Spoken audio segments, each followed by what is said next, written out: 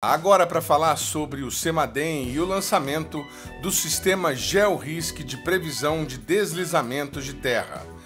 Diversas autoridades e representantes da Defesa Civil estiveram no Instituto para o lançamento do sistema GeoRisc, um modelo matemático desenvolvido pelo CEMADEM para melhorar a qualidade e a precisão da previsão de deslizamentos de terra, a principal causa de mortes quando se fala de desastres naturais no Brasil.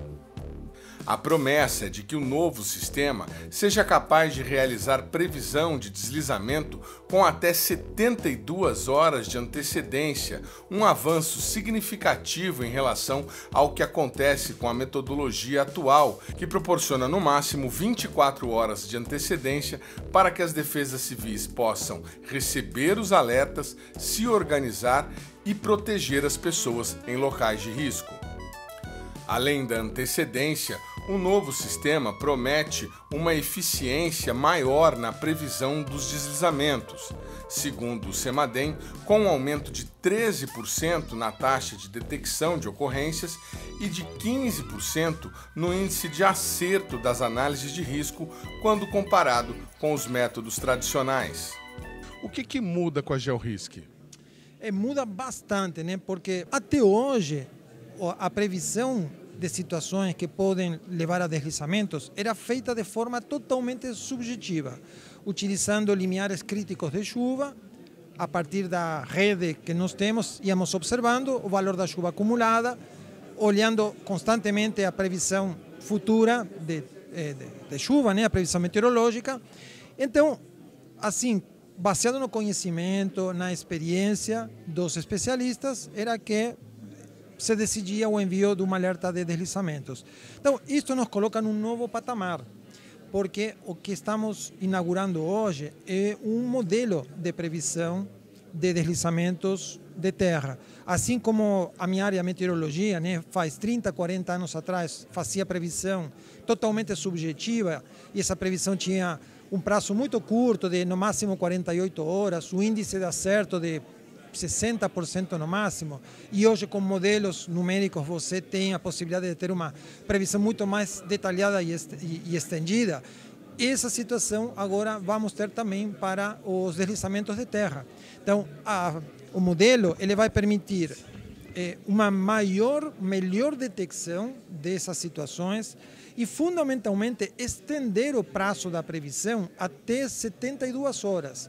E ele tem se mostrado já muito bom, especialmente para essas situações de desastres de grande porte, como, por exemplo, nós tivemos agora recentemente no Rio Grande do Sul, em São Sebastião. Esses grandes eventos, todos eles conseguiram ser pegos, captados com este novo sistema. Então a gente está muito empolgado porque nos coloca num patamar, né, superior, e como todo modelo, como todo desenvolvimento, há um caminho ainda bastante longo para ser trilhado, com vistas de melhorar ainda muito mais este sistema. A melhoria no sistema de detecção de deslizamentos de terra no Brasil é considerada fundamental para garantir a segurança da população que vive em área de risco nos 1.133 municípios monitorados pelo CEMADEM atualmente. Conforme nós mostramos recentemente aqui no nosso programa, o CEMADEM registrou recorde de alertas emitidos em 2024, muito em função das mudanças climáticas. De acordo com os números divulgados pelo Instituto, foram 3.620 alertas emitidos ao longo do ano em mais de 1.600 ocorrências. Ainda, segundo o CEMADEM, 251 pessoas morreram em decorrência de desastres naturais no Brasil no ano passado. 2 ministros de Estado estiveram presentes na cerimônia de lançamento do GeoRisc, a ministra de Ciência e Tecnologia, Luciana Santos, e o ministro das Cidades, Jader Barbalho Filho. Uma das coisas que eu reputo serem mais uma demonstração clara, Luciana, de que o Brasil voltou para aquilo que ele nunca devia deixar de ter sido. E a gente investir em ciência, investir em prevenção, que foram duas coisas que foram abandonadas nos últimos 4 anos que antecederam esse terceiro mandato do presidente Lula. Então, o GeoRisc faz parte dessas entregas prioritárias do SEMADEM e também do nosso Ministério, no âmbito do Programa de Gestão de Risco de Desastre, coordenado pelo Ministério da Integração e Desenvolvimento Regional. E estamos falando do Sistema Único do Mundo. Como lá em Pernambuco eu aprendi que tudo tem que ser único, maior e melhor, a gente está aqui diante de outra solução que tem essa natureza, de ser única no mundo. Ou seja, é inteligência brasileira. Não foi comprada de ninguém, não foi importada de nenhum local, foi desenvolvida aqui dentro dessa instituição de pesquisa. E isso não é pouco. Parabéns a vocês.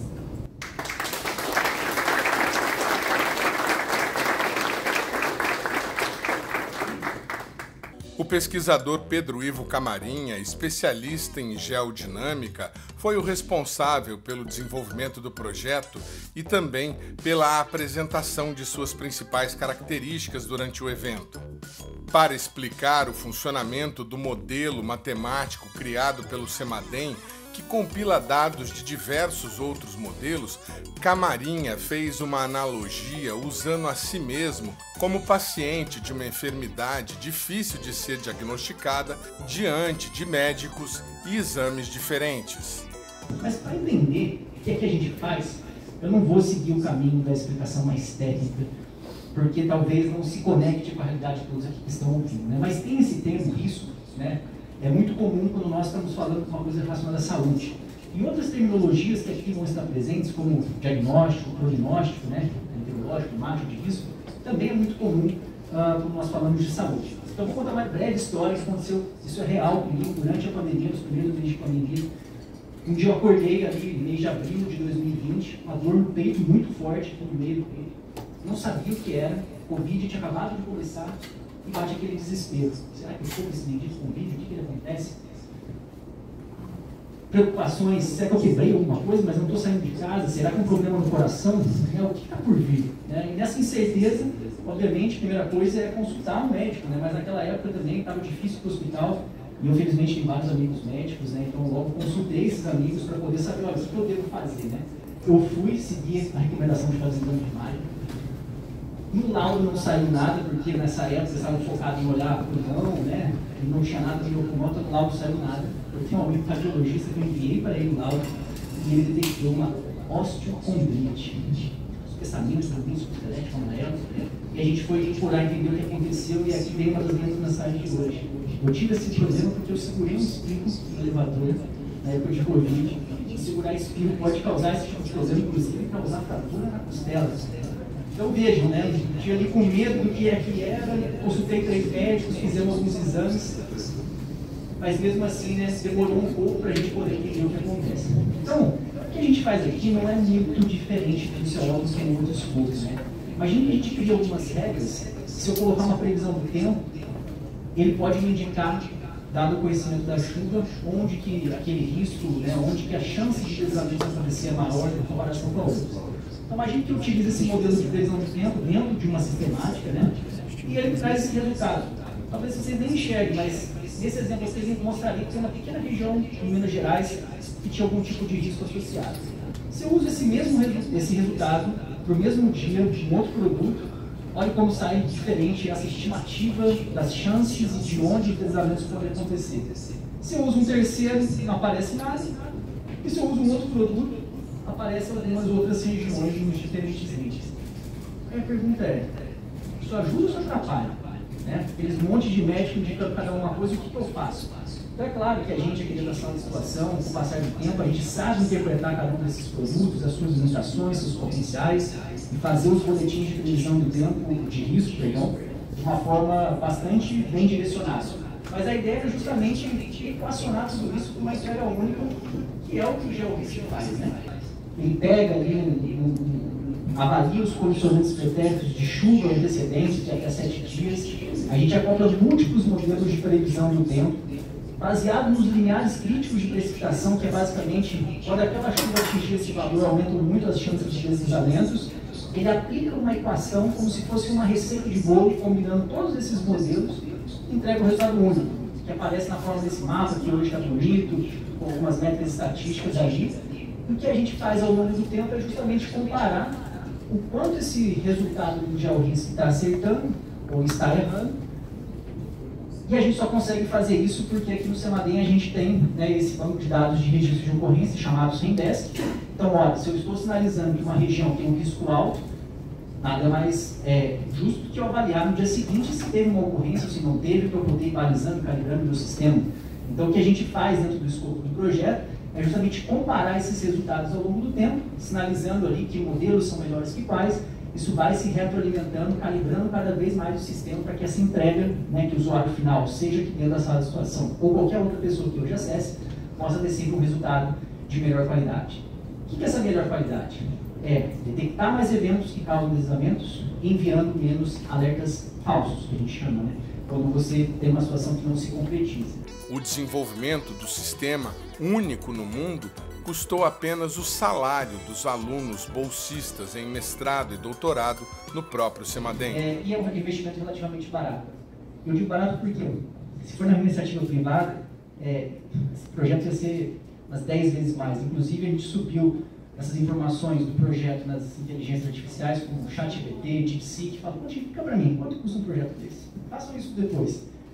Esse projeto vale 10, 20 vezes mais se fosse feito na iniciativa privada. Então, é a utilização da nossa força de trabalho, do nosso conhecimento ao longo do tempo, você não vai encontrar na iniciativa privada, que faz isso acontecer tal como hoje a gente está apresentando.